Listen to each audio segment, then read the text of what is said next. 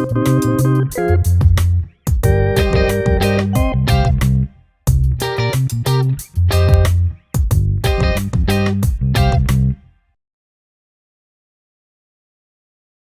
going on, everybody? My name is Asante Houghton. And I'm Abby. And today we are here with Ryan, and we're unpacking healthy masculinity and men's mental health. And as always, want to give a big shout out to Cameco for sponsoring today's video. Welcome, everyone. Today we have Ryan. And Ryan, can you just, before we get into it, can you just tell us a little bit about yourself and why you're here today? I'm a person of many different things, but I suppose the reason I'm here today is to talk about mental health and more in particular, men's mental health and healthy masculinity, which is something I'm quite passionate about. I have been talking about mental health in general on social media since 2015, so for the last 7 years, and doing it more on like a public, I guess, face to mental health and public speaking and doing interviews like this since about 2018, I would say. So the last 3 years, and it's accelerated quite a bit since the pandemic. But my Twitter bio is award-winning mental health advocate and speaker. I have a podcast myself called Life in Red, which Asante has been a guest on in the past.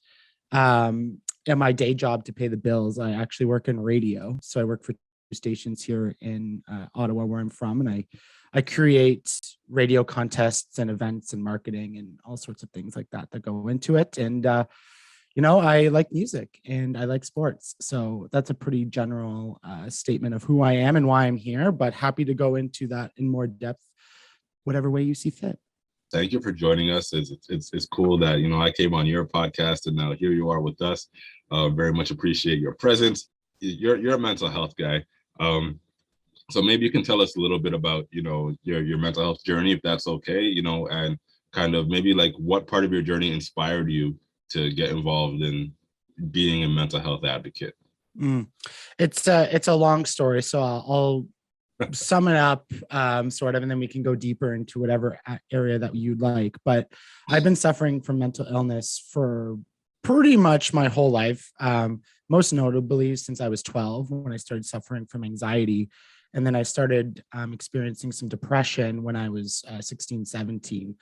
While that wasn't that long ago, we still didn't have the, I guess, education and the awareness and the vocabulary to sort of classify what was going on and sort of the types of things that I was experiencing when I was a teenager. So I didn't really understand that I needed to talk to anybody about what was happening and having panic attacks and sort of the feelings of hopelessness and loneliness, and just generally not experiencing any happiness or joy.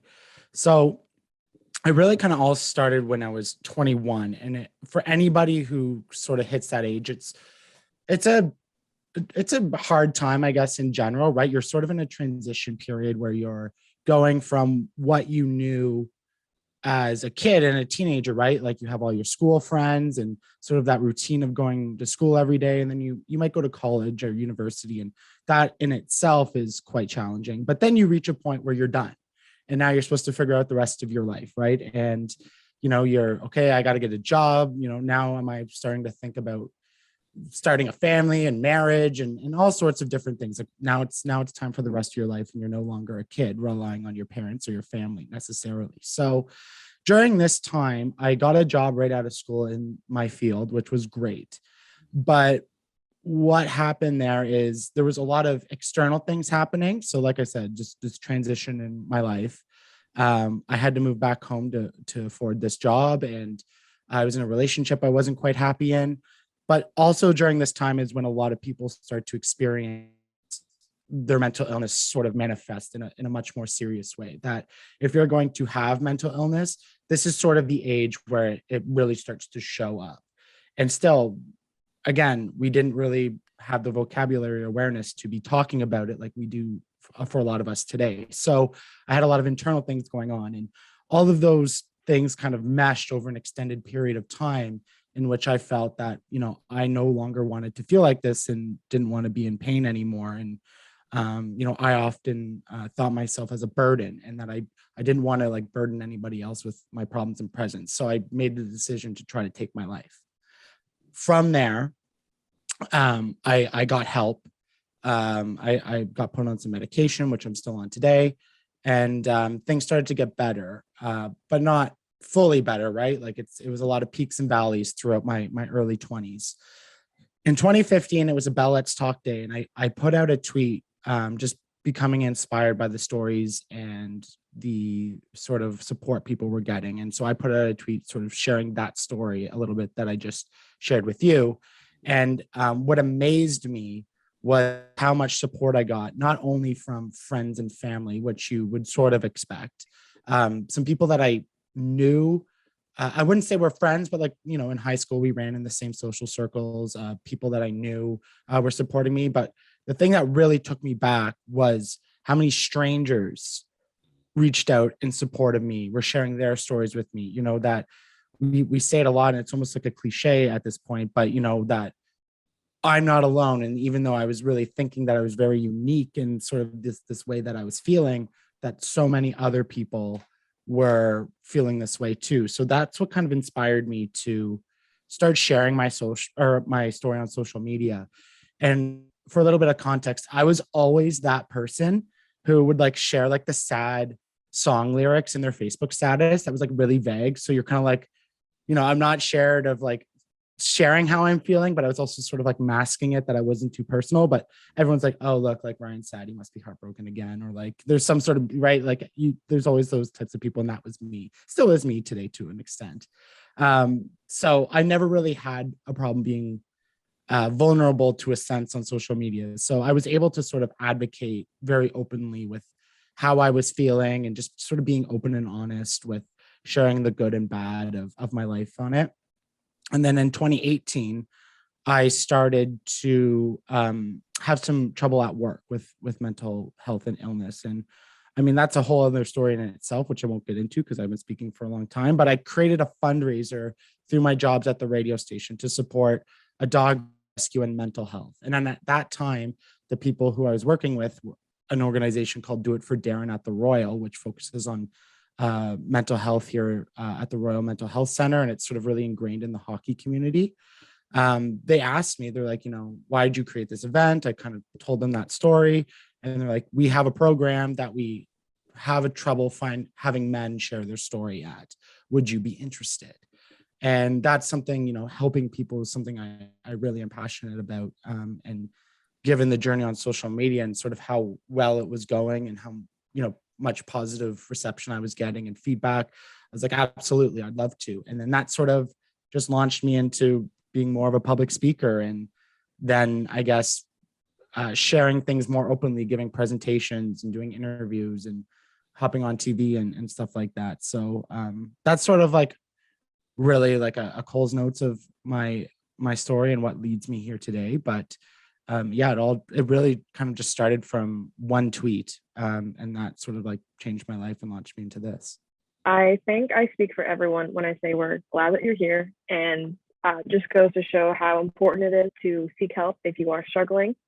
And I want to touch on a point that you made about how it's harder to find men to speak out about mental health. Why do you think that is? There's a couple reasons. One is sort of the way that, obviously, that men are conditioned. Like when we talk about things like the patriarchy and toxic masculinity, men from a very early age are taught not only in their personal lives, but sort of like in the media in general, and movies and music. You know, sometimes we're strong. We have to be leaders. Showing any sort of weakness or vulnerability, you know, is going to be a disservice to us because, you know, it might make us seem weak. So we're sort of taught that in a very, some more than others in a more direct way, but in a very subtle way. And then through like our lives, right? Like even when you think of being a kid, like the girls plays with dolls and they play dress up or drink tea, and men are playing with action figures and, you know, cars and like these very like strong sort of, I guess you would think of as strong sort of objects, right? So we're already kind of like separated at a very early age. And then you start playing sports, and you have a lot of, you know, hormones going around, and you know, men sort of feed off each other with things like anger, and passion that's channeled in a way where we're sort of like fighting with each other. We're very direct and sometimes violent. And so that's one way. That's just sort of like culturally and societally how we're conditioned. But I think from another perspective, that it's not always easy for men to speak out from fear of judgment, and that comes from men and that comes from women and other genders as well. Under the system that we're sort of in, and the way we're brought up, and the way we're taught to view feminine or masculine, right? Like women and men can both have feminine and masculine traits, but it's the fact that we sort of split a line between the two, and that's how we define them. That sometimes when men speak out, or they choose to maybe like something or find enjoyment in something that would be traditionally labeled as a little more feminine, there's judgment. There is sometimes very negative consequences to sort of either verbally expressing or just passively expressing with your own joy. And so sometimes there's fear. Sometimes there's very apprehensiveness. And I mean, we have come a long way, but there's still a lot of like homophobic and transphobic sort of rhetoric that goes out there. And that also plays into it, whether that's external or internal, that you're afraid you're going to be labeled as something that maybe you're not. And you haven't quite, went into the work to sort of decipher all that. So there's a lot of external and internal factors with that. And what I'm trying to do is just tell men, especially, that there's no right or wrong way to be a man. Your masculinity is defined by you, and you can find enjoyment and you can do the things that, maybe would get you judged or something like that. But really, it's okay, because that's on them and that's not on you. And the most important thing for you is that you're happy living your most authentic life, and that you are safe and free to do so. That's really cool. So I think one of the questions that, we both have is kind of like, what is your definition of healthy masculinity? Like, what does that look like? For me, it's sort of like embracing that authenticity. So when I think of myself as being a man, what does that mean?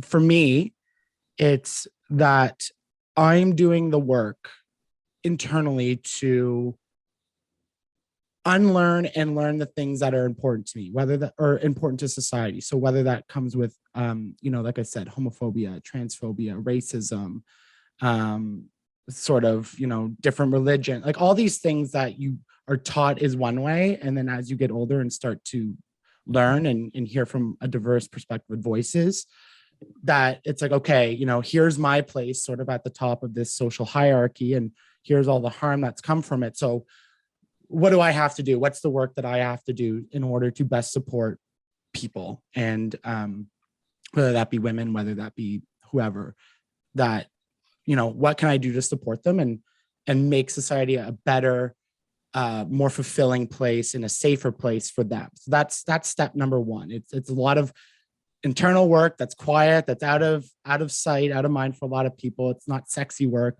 but you're doing it on yourself. The second is having a high level of emotional intelligence, because when it comes to men's mental health, what a lot of people seem to forget sometimes, especially men, is with mental health, not only does it affect you, but there's a lot of collateral with that as well. And we see that a lot when it comes to especially social media. We see that with domestic violence or sexual harassment. Men can sometimes be in a very negative place in their own lives, and then that will impact other people, whether that's in their relationships or like the community or society at large. So it's really important, again, that we're doing a lot of internal work to work out our own issues, and take care of our own mental health, so we can have a healthier perspective and interact with the world in a much healthier, safer way. And the third, I would say, is, community. It's doing our part to make our communities better, to make our families better, And that's not all on us, but we think of things like gender roles that, that men aren't falling into sort of like, well, women take care of the baby and they cook and clean, and I go to work and I make the money and I come home and sit on the couch while like the woman takes care of the house, right? Like we're getting rid of that. That's no longer a thing. So it's really doing a lot of sort of, I guess, going almost to the opposite of what traditional society, especially in the Western world, tells us what is sort of, these are the way men are supposed to be. And it's breaking that. And it's listening to what other people are sort of saying, actually, this is a better way. This is going to be a better way for everybody. So it's doing that. And then supporting other people who also choose to live this way, because it's not always going to be the same for everybody, right? Like my way of being a man is going to be different from yours, Asante, or other men, because we also have different, different perspectives and backgrounds, but also things that bring us joy. So, maybe we both like sports, or maybe one of us don't like sports. And so it's still okay to play sports and, have a beer with the boys and, flirt with women. But like, you also have to do that other stuff on the other side to make sure that like, you're not using those in toxic ways that are really going to hurt people and hurt yourself. I totally agree with you. I think that I know that we are straying away from like the traditional gender roles slowly but surely. And there's a lot of improvement on, even in pop culture and, movies and media, you start to see the healthy masculinity in like a male main character, like start to come a little bit more, men being like allowed to be sensitive and talk about their emotions and their mental health. But on the opposite side of that, especially, I know we were talking earlier about how social media apps like TikTok can really, just bring that way back down. And so I guess my question is, how do you think, say you're a man and you're, starting your healthy masculinity journey, and you see all these comments like, simp and all these comments that are just like really bringing down healthy masculinity and enforcing that toxic masculinity. What would you say to those men who, maybe get discouraged when they see those comments? That is a great question. And I don't know if I have the $1 million answer for you.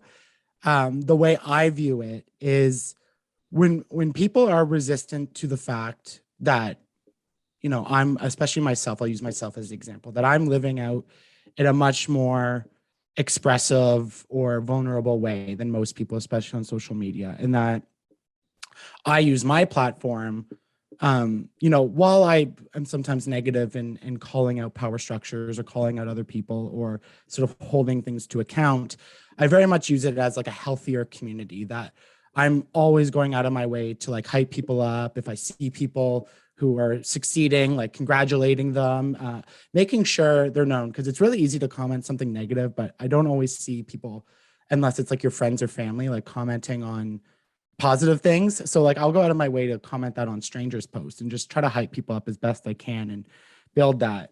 So when it comes to the negative part, the way I view it is, especially on social media, nothing I say, nothing I do is really going to help them change their mind, unfortunately.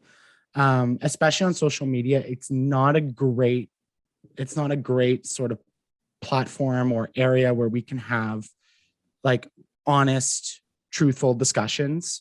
It's just unfortunately not built that way at this point. So the way I view it is, that's on them. That's not on me. The way they choose to behave is because of something that's going on in their life. It's whether it's a negative perception of themselves, whether it's some sort of trauma response. They have things going on that they need to work on. And obviously they haven't done that yet. So you kind of have two options. One, you can ignore it, or one, you can try to meet them with some sort of compassion, or some sort of like positive reinforcement, which is also hard because it can come across as very condescending and pretentious on social media. So I get that part, but a lot of the time you also can't let it go completely unchecked. Especially when if people are coming at me, that's fine. I can handle it. I've been doing this long enough. I'm secure in myself. I know myself. Their comments don't bother me. but I know it bothers other people. And I know when I see it on other people's pages that it can really upset them and it can really bring them down and it can affect their mental health. So while not going like super personal attack with any like sort of swearing or really like aggressive, I mean, it's just, a quick comment like, knock it off. This isn't cool. Will it change their mind? No, probably not. But at the same time, maybe, just maybe, it can just make them think just a little bit. I mean, that's the hope. That's the optimist in me, where I'm like, maybe it'll just make them stop and think and they won't do it next time. Best I can do is lead by example, is just show that I'm leading a much healthier life. I have people who from, all sorts of, genders and different communities feel safe, feel, open enough to be vulnerable with me and use me as sort of like their rock. And that's an incredible gratifying feeling. And having a community like that, who is not only are that you there for them, but they're there for you. And when you're feeling alone in your real life, you have like this sort of like online community of people who like truly support you and will be there for you, hype you up if you need it. I mean, that is so much better than living a life of just spreading negativity on social media. So if I can show that I'm doing that, if I can show that it's possible, if I can show that I'm happier because of it, my hope is that other men see that and they're like, oh, wow, like that seems so much better. And then they might take that on themselves. I think that's really amazing. That you have kind of become this example, and you're kind of using your platforms to, just kind of show what we need to be. I see your stuff all the time, so I'm a big fan. But I want to back it up a bit, So earlier you were talking about your mental health journey as a teenager, and as a heterosexual dude myself, there's so much pressure when at that age, when you kind of turn like 11, 12 and all the way up until young adulthood, to like be as masculine as possible. And for you, this was at a time, for me also, this was at a time where you were experiencing mental health challenges. So not even thinking about the outside world and how they might receive you, but as you developed your own conception of masculinity, how did that impact how you interpreted what was going on with regard to your mental health, during that period of your life? It's a great question. Thinking back, I was always sort of someone that, and I still am a little bit, but when I was struggling, I definitely sometimes like isolate. I sort of like back up and sort of do a disappearing act for a little while. So some of the stuff, so when I was 16, and the thing that really kind of triggered the depression was I went through my first breakup. And if you remember your first sort of breakup or first relationship, right? Like you're like, oh, like we're gonna have this sort of house and here's our kids' names. It's gonna be all like cute and oh my gosh, this is amazing. And then she ended up sort of breaking up with me and cheating on me, and it like devastated me. And your first sort of like bout with a breakup and grief, you don't know how to process it or interact. And so obviously I didn't do it the way I would have today. And but what I sort of did was I isolated myself in a way. And what I would do is I'd stay up all night playing World of Warcraft with my friends and then like sleep all day till like 4 p.m. But a lot of that in between stuff, what I was doing is I was doing like a lot of reading on society. So like I would be reading sort of like articles about history and sociology and like doing my own sort of like education stuff. And what started out as anger, and it did, I'll be honest with that. It started with like an anger towards society and powers and sort of like that prototypical, like really angry teenager in a way.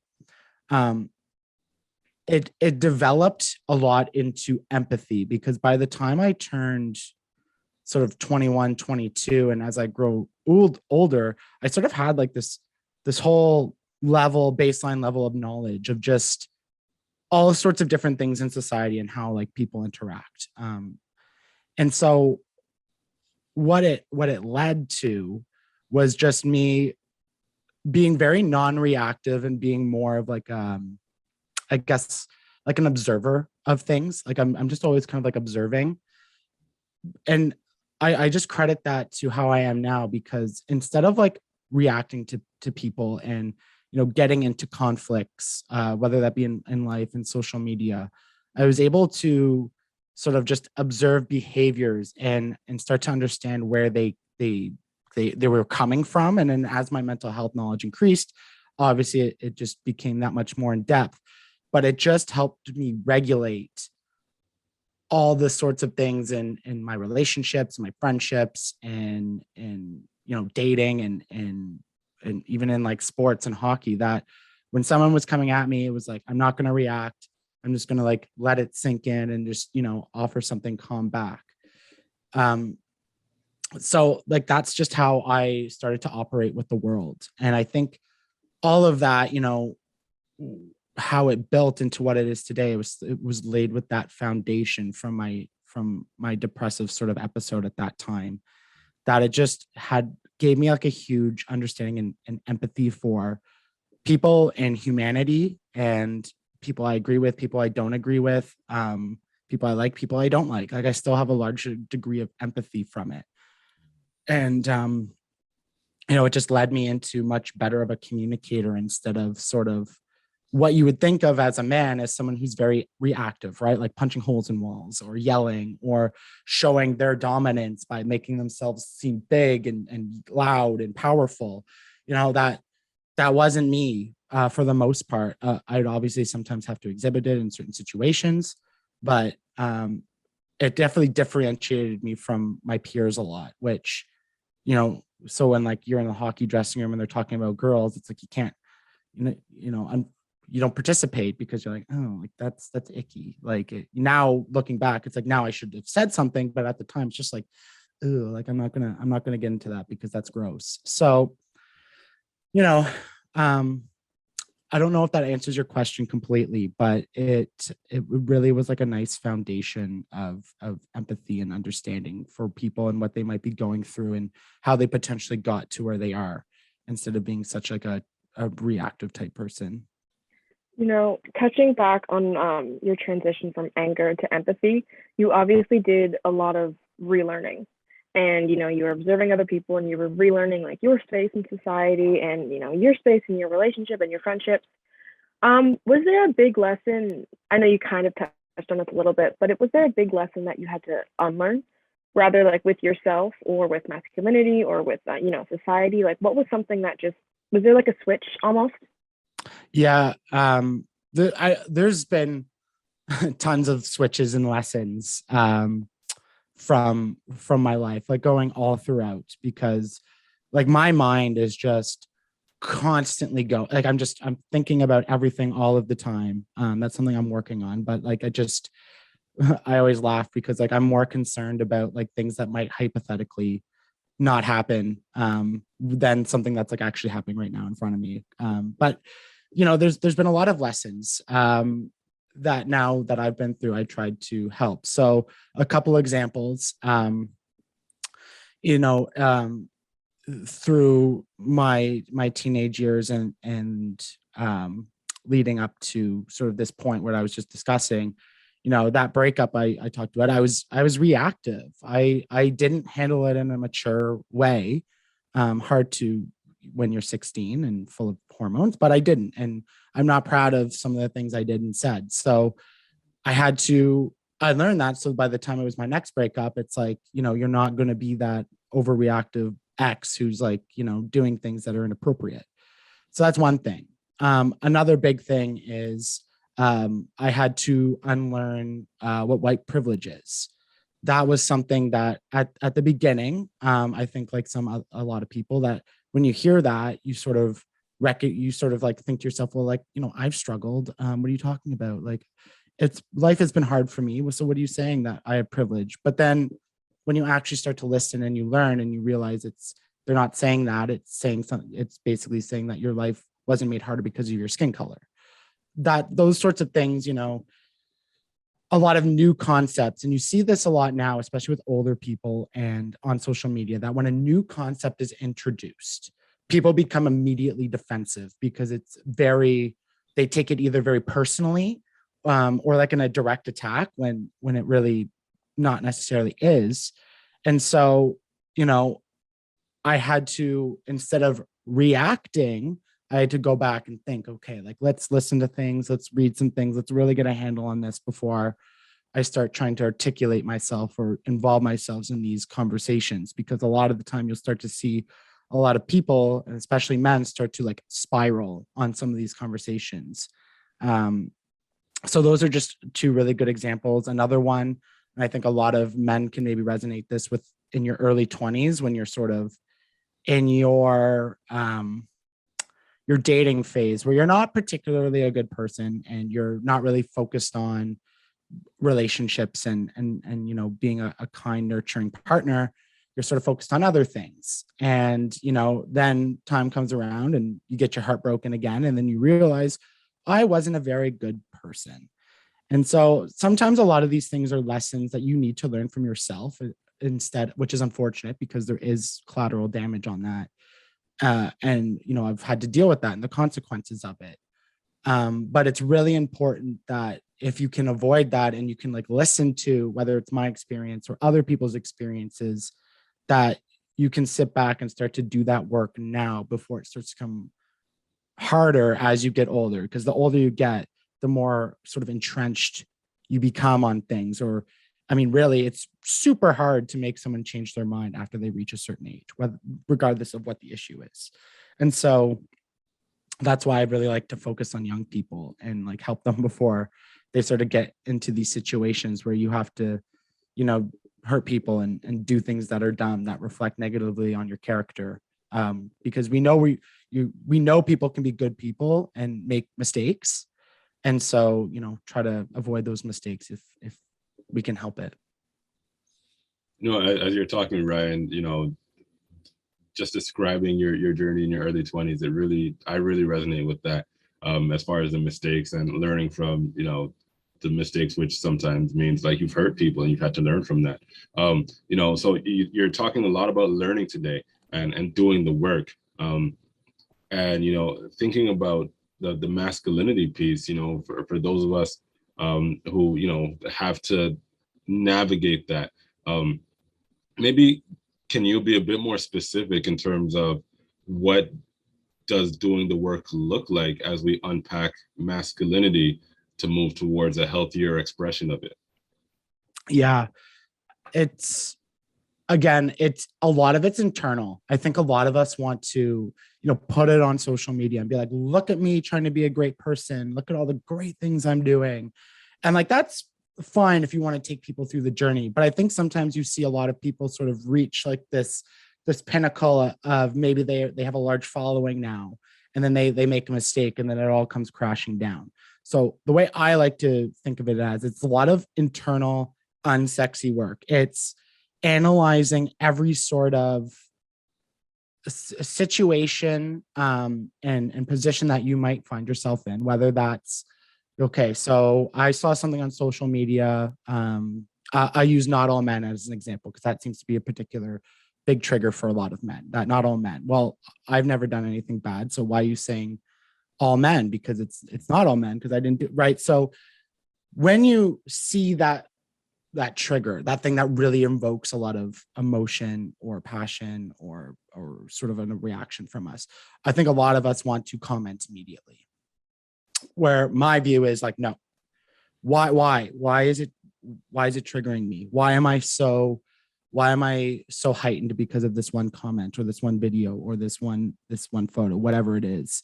What sorts of things are bothering me? Okay, so we start to cipher that out. Okay, so what can I do to not be involved in this discussion? Am I already doing it? So it's really unpacking those things that trigger you and that sort of really bring out the anger or the passion in you. And instead of reacting to it, again, not reacting, really sit with it and start to figure that out. Maybe it's talking with someone as well, whether that be a therapist or a friend or your partner or your parents or whomever that you might want to talk to about it in a safe environment. Because again, on social media, some of these discussions aren't a safe environment exactly yet to ask your questions or to seek clarity because things are taken out of context, things are, you know, misinterpreted. So it's really important that you find somebody you trust to sort of like really, parcel out these sorts of ideas and these things. So that's one. It's a lot of just sitting back and thinking about all the things that you're thinking about, and then really starting to understand why they might be doing those things to you that they are. So that's a big one. The other, and this is something that men also aren't really great at, is listening. Listening to women, especially, when they're talking about things like sexual assault and sexual harassment, how they talk about relationships and dating, and what's their view, what are the things that worry them, what are, that's another big thing. So what's, again, and then you sort of analyze it. Okay, am I doing that? Do I not do that? And then sort of talking to somebody about it, and then figuring out, okay, how can I be better? How can I learn that? How can I unlearn that? Whether it's especially Black women, or trans people, or Indigenous people, right? Like there's all sorts of these conversations that are really important that maybe we're not directly involved with on a personal note, but indirectly as a man, you are sort of part of the, especially as a white man, you're part of all these systems that sort of uphold all these different things that oppress people or that harm a lot of people in a lot of different ways. And so it's listening. Okay, so what are the conversations? What are the things that I need to know? And what are the actionable steps? And then what can I do in my own personal life to implement those changes? Because, to overthrow capitalism or the patriarchy, I mean, me alone, that's going to be really hard to do. I probably right. You can't do that individually, but as a person, I can do it with a community. I can make a lot more impact. And if I just do some little things, if I amplify voices, if one of the things that I love to say is like maturity comes from when to use your voice and then when to not, right? Because there's a lot of things that we want to chime in on that don't necessarily need us right now, and that we can just stand back and just, sort of support. That's the big thing, because as men, I think inherently we like to support people, right? We love to support our families. We love to support our partners. Support is a big thing as like an inherent male characteristic in a way. And so let's support people. Let's amplify those voices. Let's give them what they need and the resources, and move when we need to move. It's those sorts of things too. So there's a lot of inactive work where you're just sitting by yourself, but then there is a lot of active work. And then one of the biggest things for me is show up. If there's a protest, or if there's a movement or a march, show up. You don't have to be the front of it, which is super important. Stand at the back and just let people know that you're there and you support them. If there's something on social media that you can support with, or feel comfortable using your voice for, use that voice. Don't idly sit by all of the time. I mean, there are subjects that can be complicated and it can be very tricky to get into. So I'm not saying you have to get into everything, but there's certain things where you should support. And if you can't use your voice, lift someone else's voice up. Another really important factor. So there's an active portion of it, an active portion, and it's really important that you do both.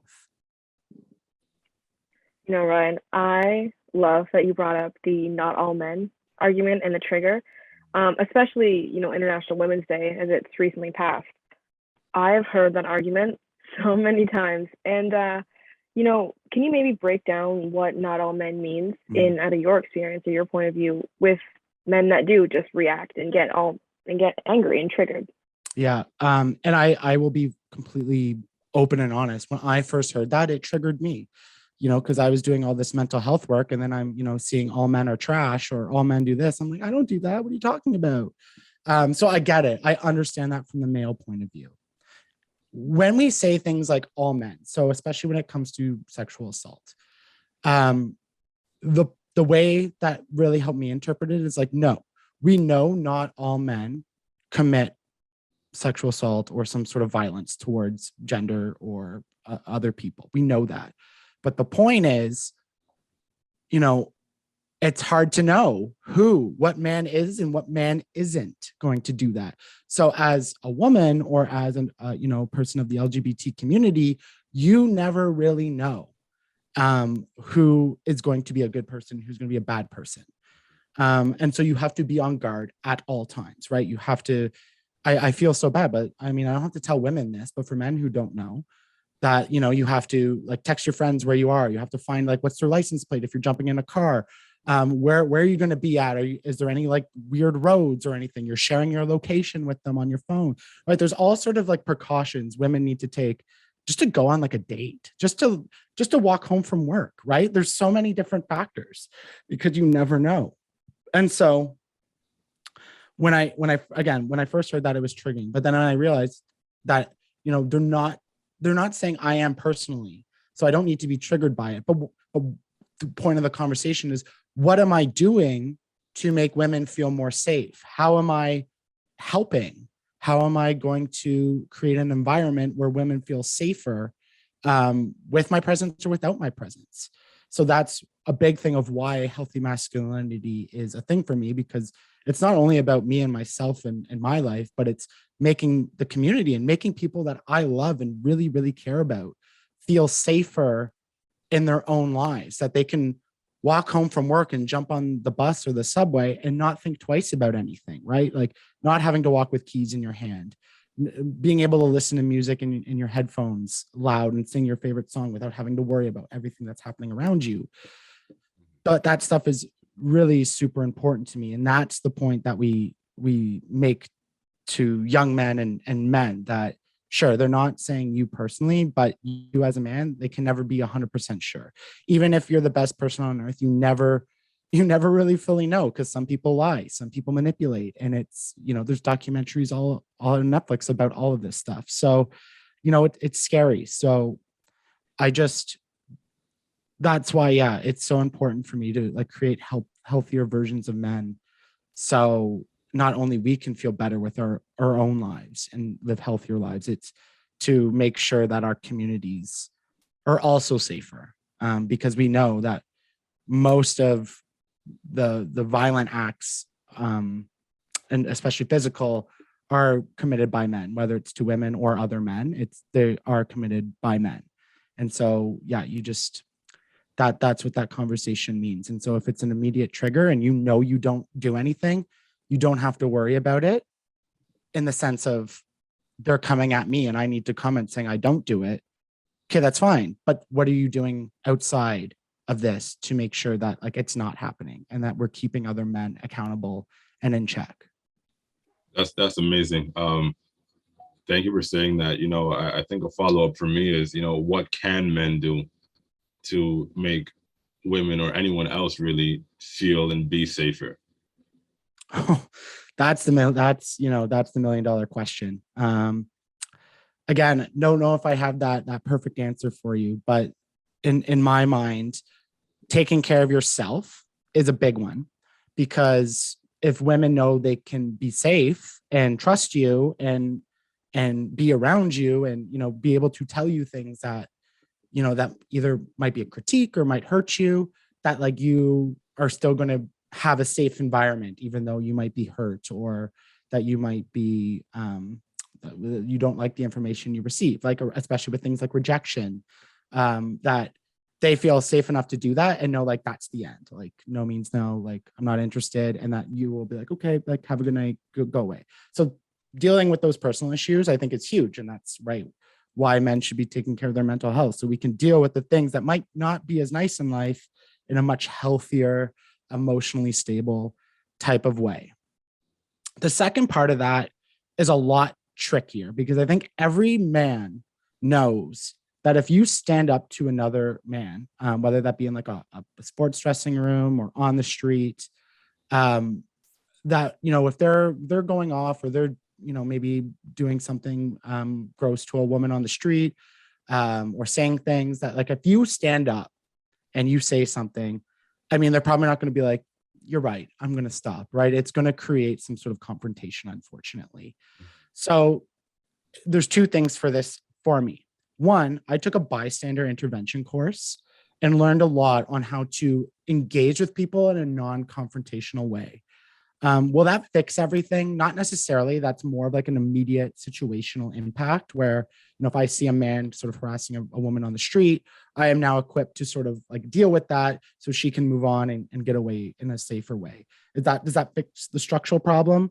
Not really, but I mean, in that immediate situation, it's really important that we try to create that safe environment for women and, you know, other communities.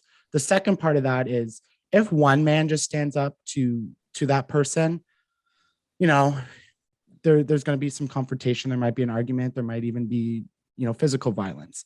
But if more men, you know, if an entire team stands up to that one person, if 3 or 4 guys from the street see it and start to say something, I mean, the chances of violence and the chances of something happening are greatly reduced because there's strength in numbers. And so the chances are that person's going to stop or leave is going to be that much greater. Again, does it fix the structural problem? Not necessarily. But if we're all standing up, if especially as men, if we're all standing up, if we're all saying something, if we're all saying, you know, that's wrong, don't do it, men aren't going to feel as comfortable to be doing dumb things in public, or right? Because I mean, if you can't control them with respect and compassion, then it's fear, and they're going to fear something happening. Right now, what's the scariest part is men feel super comfortable doing these things in an open environment with tons of people around, because they know people aren't going to step in. They're not going to say anything. So they feel free to be able to do these things, which is absolutely unacceptable. And so we as bystanders need to stand up, say things, recognize things, offer our support. And then, you know, hopefully we just get more and more men doing that internal work and dealing with their own issues, that, you know, they aren't doing those types of things. Again, all these solutions are a lot more easier said than done. And, you know, not every situation is perfect, but in my mind, we have to do something. It's like standing by and watching and just trying to avoid. That's not an option. You know, I feel like we've all kind of been on a journey together, just learning and, you know, through your experiences. And it's really been mind opening. And I really like your explanation, I guess, of the not all men, and, you know, breaking down the culture that some men feel so comfortable, you know, just saying things that they probably shouldn't say. And, you know, I guess touching back to your 12-year-old self, if now that you have all this life experience and you've relearned and you've unlearned, what is one thing that you wish someone said to you when you were 12, either about your masculinity or your mental health, that, you know, you really would have helped you on your journey? That's a good question. I do get asked this, and I don't always know if I have like a good concrete answer. I guess that, like, it'll be okay. And it'll be okay to talk. You know, when you talk to people, you're going to have amazing friends, amazing people in your life that are going to support you and help you through anything that you're going through. That'll be okay. The things you're thinking of, the ideas that you're wrestling with, the thoughts that you're having, it'll be okay. You're going to get help. You're going to create this amazing life by just expressing the things that are in your head, and it'll be okay. And when you're struggling, and when you're feeling that you are absolutely totally alone, that no one cares about you, that no one wants to be around you, that you're a burden, and that people would be better off without you. It's not true. It's not true. There are a lot of people who care about you and rely on you, and that you mean a lot to. And when you don't feel like that, and you're thinking that it'll be okay, because you're going to get through it, and you're going to learn how to deal with it, and you're going to get better, and it'll be okay.